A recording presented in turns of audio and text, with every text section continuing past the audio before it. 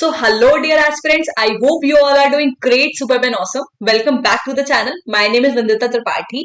So, today we are going to revise the concept of extraordinary general meeting. अब ये extraordinary general meeting क्या होता है, इसके लिए आप एक बारी आई बटन में मैंने लिंक दे दिया है मेरी बेसिक क्लास का, ठीक है, जिसमें डिफरेंस दिया हुआ है एजीएम और ईजीएम के बीच में, ठीक है। तो हमने जब बेसिक क्लास पढ़ी थी उसमें हम लोगों ने सीखा था दैट इज कंपनी में कितने तरीके की जनरल मीटिंग्स होती हैं या फिर कितने तरीके की मीटिंग्स होती हैं। तो बोर्ड ऑफ डायरेक्टर्स की जो मीटिंग होती है उसे कहते हैं बोर्ड मीटिंग। साल के अंत में जो एक बार शेयर होल्डर्स की मीटिंग होती है उसे कहते हैं एनुअल जनरल मीटिंग। और एजीएम के अलावा साल के बीच में जो बार बार शेयर होल्डर्स जो मीटिंग अगर करना चाहते हैं और मीटिंग होती है एजीएम के अलावा तो उसे कहते हैं हम एक्स्ट्राऑर्डिनरी जनरल मीटिंग। एक चीज ध्यान रखिएगा, extraordinary general meeting share holders की ही होगी, डिबेंचर होल्डर्स की और बाकी लोगों की क्लास मीटिंग होती है, ठीक है।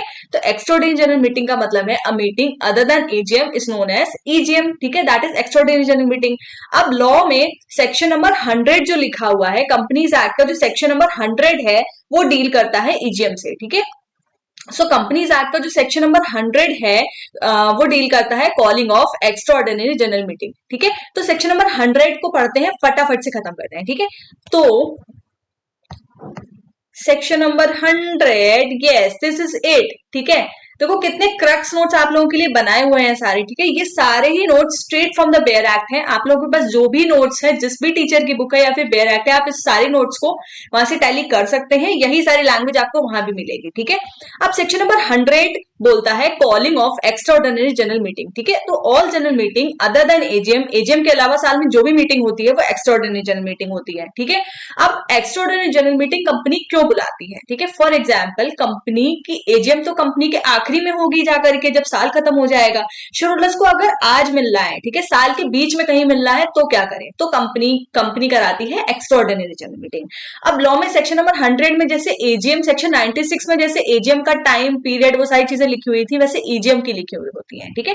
अब ईजीएम साल में कितनी भी हो सकती हैं, ठीक है। तो ये सबसे पहले सेक्शन नंबर 100 बोलता है डे, यानी कि एजीएम किस दिन, ईजीएम अगर मैं कभी भी एजीएम बोल दूं तो please pardon me, her case में इसमें ईजीएम ही होगा, ठीक है। तो डे यानी कि ईजीएम किस दिन होगी, तो EGM can be held at any day, ठीक है, किसी भी दिन हो सकती है, एनी डे, ठीक है। टाइम किसी भी समय हो सकती है, मतलब किसी भी दिन हो सकती है, किसी भी समय हो सकती है। और प्लेस का मतलब है किसी भी प्लेस पे हो सकती है, यस, इंडिया में ही रहना, लेकिन इंडिया के बाहर मत जाइएगा, विद इन इंडिया, ठीक है। तो जहां एजीएम पे बहुत सारी रिस्ट्रिक्शंस थी, दैट इज रजिस्टर्ड ऑफिस में होनी चाहिए, बिजनेस आवर्स में होनी चाहिए, नेशनल हॉलीडे नहीं होना चाहिए, ईजीएम नेशनल हॉलीडे पे भी हो सकती है, इसमें कोई एक्सेप्शन नहीं है। तो EGM held can be held at किसी भी जगह किसी भी समय, ठीक है। तो कभी भी हो सकती है, किसी भी समय हो सकती है और किसी भी जगह हो सकती है। अच्छा, इसमें प्रोविजो दिया हुआ है, प्रोविजो का मतलब है एक्सेप्शन, ठीक है। But EGM of wholly owned subsidiary of a company incorporated outside India, that is foreign company अगर कोई है तो इंडिया के बाहर भी ईजीएम करा सकती है। इसका लॉजिक ये है कि अगर कोई ऐसी कंपनी जो जिसकी होली ओन्ड सब्सिडरी इंडिया में है, ठीक है। फॉर एग्जांपल एक फॉरेन कंपनी है जो फॉरेन में इनकॉर्पोरेट हुई है, उसकी कोई होली ओन्ड सब्सिडरी इंडिया में है, ठीक है। तो अगर फॉरेन कंपनी की कोई होली ओन्ड सब्सिडरी इंडिया में है तो वो इंडिया वाली सब्सिडरी जो होली ओन्ड सब्सिडरी है वो अपनी ईजीएम को कहीं बाहर भी करा सकती है, ठीक है। ये प्रोविजो दिया हुआ है इंडिया के बाहर भी, वरना बाकी हर केस में ईजीएम कंपनी में हर केस में ईजीएम इंडिया में कहीं भी हो सकती है, बट इंडिया में ही रहना, ठीक है। तो ईजीएम कैन बी डेट कभी भी किसी भी समय कहीं भी इंडिया में, ठीक है, एक्सेप्शन को छोड़ करके। अब बात ये आती है कि अब ईजीएम बुलानी है। अच्छा, एक चीज ध्यान रखिएगा, ईजीएम कराना कंपनी को मैंडेटरी है, बट ईजीएम कराना कंपनी को मैंडेटरी नहीं है। ईजीएम तभी कंपनी कराती है, तभी बोर्ड ऑफ डायरेक्टर्स ईजीएम बुलाएंगे जब शेयर होल्डर्स गुहार लगाएंगे, शेयर होल्डर्स को मिलना होगा, अगर कोई शेयर होल्डर बोलेगा आकर के तभी बोर्ड ऑफ डायरेक्टर्स ईजीएम बुलाएंगे, वरना जरूरी नहीं है, लॉ में कहीं भी कंपल्जन नहीं है, अगर जरूरत है तभी बुलाएंगे। अब बात यह आती है, मान लो एक टिंगा सा शेयर होल्डर आकर के, अकेला शेयर होल्डर आकर के बोला है मुझे ईजीएम करानी है, मेरा एक फ्रेंड आकर के ईजीएम करेगा, तो क्या ये एक शेयर होल्डर आकर के बोल देगा जिसके पास एक शेयर है, लाखों करोड़ों शेयर होल्डर्स के लिए अब ईजीएम कराएगी कंपनी, बहुत सारा पैसा खर्च करेगी? बिल्कुल नहीं। लॉ कहता है particular number of share holders अगर कंपनी को आकर के बोलेंगे ईजीएम कराना है तभी ईजीएम कराने की जरूरत है, वरना आपको ईजीएम कराने की जरूरत नहीं है। अब वो particular number of share holders को हम कहते हैं रिक्विजिशनिस्ट। पर्टिकुलर रिक्विजिशनिस्ट आकर के जब रिक्विजिशन करेंगे बोर्ड ऑफ डायरेक्टर्स को ईजीएम कराने की, तभी ईजीएम करानी है। अब रिक्विजिशनिस्ट का मतलब है सबसे पहले तो who can call the EGM, ठीक है। तो ऑब्वियसली बोर्ड ऑफ डायरेक्टर्स बुला सकते हैं। बोर्ड ऑफ डायरेक्टर्स को अगर लगता है ईजीएम बुलानी चाहिए तो वो बिल्कुल ईजीएम बुला सकते हैं, कंपल्जन नहीं है। But for example board of directors के पास भी कंपनी के कुछ शेयर्स होते हैं कभी कभी, तो उन्हें लग रहा है कि नहीं नहीं किसी डिसीजन में शेयर होल्डर्स का अप्रूवल लेना जरूरी है और हम एजीएम तक का वेट नहीं कर सकते हैं, तो बिल्कुल बोर्ड ऑफ डायरेक्टर्स ईजीएम बुला सकते हैं। अब रिक्विजिशनिस्ट भी बुला सकते हैं। ऑब्वियसली रिक्विजिशनिस्ट का मतलब होता है कुछ particular group of share holders, तो वो कितने होने चाहिए? तो अगर कंपनी के में शेयर कैपिटल है तो members holding minimum 1/10 of paid up share capital. और अगर कंपनी में पेड अप शेयर कैपिटल नहीं है तो members holding minimum 1/10 of total voting power. तो ऐसे शेयर होल्डर जिनके पास कम से कम कंपनी की 1/10 of paid up share capital या फिर टोटल वोटिंग पावर है, उतने लोग आकर के बोर्ड ऑफ डायरेक्टर्स को कहेंगे तभी ईजीएम बुलाई जाएगी, ठीक है। अब ट्राइब्यूनल के पास भी पावर है ईजीएम बुलाने की अंडर सेक्शन 98। आपको अगर याद हो तो सेक्शन 98 पढ़ते समय हम लोगों ने पढ़ा था कि अदर मीटिंग बुलाने की पावर है ट्राइब्यूनल के पास सुओ मोटो, ठीक है।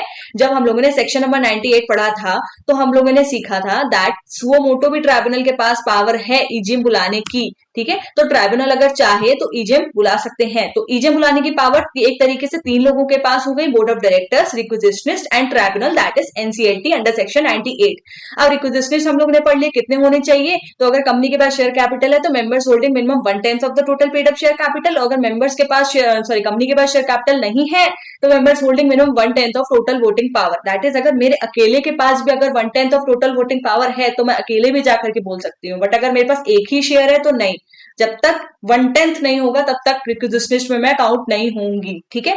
अब बात यह आती है कि फॉर एग्जाम्पल मैंने बोर्ड ऑफ डायरेक्टर्स को जाकर के बोल तो दिया कि ईजीएम कराओ, but what if board of directors ने ईजीएम नहीं कराया टाइम पे, तो मैं चाह रही हूं कि अगले 50 दिन या 1-2 महीने के अंदर अंदर ईजीएम हो जानी चाहिए। मुझे बहुत सीरियस मुद्दा डिस्कस करना है शेयर होल्डर्स के साथ, बट व्हाट इफ अगर बोर्ड ऑफ डायरेक्टर्स ने ईजीएम बुलाए ही नहीं तो मैं क्या कर सकती हूँ? तो लॉ बोलता है बालक बिल्कुल चिंता नहीं करने का, हम हैं हम, ठीक है। लॉ कहता है हम आपको ही पावर दे रहे हैं, हम रिक्विजिशनिस्ट को ही पावर दे रहे हैं कि अगर बोर्ड ऑफ डायरेक्टर्स आपकी बात नहीं सुनते हैं, ईजीएम नहीं बुलाते हैं, आप खुद अपनी ईजीएम करा सकते हैं, ठीक है। तो इससे रिलेटेड लॉ बोलता है कि अगर जिस दिन शेयर होल्डर्स ने रिक्विजिशन दिया, ठीक है, जिस दिन शेयर होल्डर्स ने डिपॉजिट किया रिक्विजिशन, उसके 21 दिन के अंदर अंदर बोर्ड ऑफ डायरेक्टर्स को ईजीएम करा लेनी है। 21 दिन के अंदर अंदर ईजीएम नहीं करा पाए कोई बात नहीं, 45 दिन के अंदर अंदर करा लेना, ठीक है। 21 दिन के अंदर अंदर आपको प्रोसीड कर देना है ईजीएम कराने के लिए, और मतलब आपको मतलब बोर्ड ऑफ डायरेक्टर्स को, और आपको 45 दिन के अंदर अंदर ईजीएम हेल्ड करा देना है, मतलब करा ही लेना है 21 दिन के अंदर अंदर और 45 दिन के अंदर अंदर, दो आपको टाइम दिए हैं बोर्ड ऑफ डायरेक्टर्स को। अगर आपने 21 दिन के अंदर अंदर ईजीएम नहीं बुलाई या फिर 45 दिन के अंदर अंदर ईजीएम नहीं कराई तो लॉ कहता है, सेक्शन 100 कहता है कि रिक्विजिशनिस्ट के पास पावर है कि जिस दिन से उन्होंने रिक्विजिशन सबमिट किया था उसके 3 महीने के अंदर अंदर वो खुद से ईजीएम करा सकते हैं, ईजीएम बुला सकते हैं। जैसे बोर्ड ऑफ डायरेक्टर्स बुलाते हैं वैसे ही आप बुलाओ, सारा कुछ कराओ। अच्छा, जो भी खर्चा लगेगा, मान लो शेयर होल्डर्स अपने जेब से क्यों भरेंगे भाई, ठीक है, बोर्ड ऑफ डायरेक्टर्स की गलती, करे कोई भरे कोई क्यों, तो जो भी शेयर होल्डर्स का खर्चा लगेगा वो सारे का रिम्बर्समेंट करेगी उनको कंपनी, और ऑब्वियसली कंपनी खुद से तो रिम्बर्स करेगी नहीं, वो सारा पैसा काटा जाएगा बोर्ड ऑफ डायरेक्टर्स की सैलरी से, ठीक है। तो शेयर होल्डर्स के पास 3 महीने का समय है, 3 महीना 21 दिन 45 दिन 3 महीना सारा काउंट होगा date of deposit of requisition, यानी जिस दिन आपने कंपनी को रिक्विजिशन दी, ठीक है। तो सिंपल है, सिंपल सा ये प्रोविजो लॉ में बहुत टफ लैंग्वेज दिया हुआ है। अब आप इसको पढ़ेंगे ना बेयर एक्ट से, बिल्कुल माइंड में चीजें क्लियर हो जाएंगे। ये सारे नोट्स को पढ़ने के बाद आपके पास जो भी लॉ के नोट्स हो आप उससे पढ़िएगा, आप लोग देखो बिल्कुल अच्छे से आपको चीजें क्लियर होंगी, ठीक है। तो 21 दिन के अंदर अंदर आपको प्रोसीड कर लेना है बोर्ड ऑफ डायरेक्टर्स को, और 45 दिन के अंदर अंदर हेल्ड कर लेना है, मतलब बुला लेना है। अगर आप दोनों चीजें नहीं कर पाए तो यहाँ से 3 महीने के अंदर अंदर शेयर होल्डर्स के पावर है, if 1 and 2 can not be held by board of directors, meeting shall be called by the requisitionist themselves with in 3 months in the same manner जैसे कि बोर्ड ऑफ डायरेक्टर्स ईजीएम बुलाते हैं, ठीक है। तो I think आपको ये छोटा सा ईजीएम का सेक्शन नंबर 100 बहुत अच्छे से समझ आया होगा।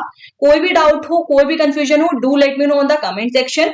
और आगे पूरी जनरल मीटिंग पे बहुत अच्छी सी सीरीज आने वाली है, तो चैनल पे बने रहिएगा, stay tuned with the channel, and फिर मिलते हैं नेक्स्ट वीडियो में। तब तक लेटेड है, बाय बाय, हैप्पी स्टडीज।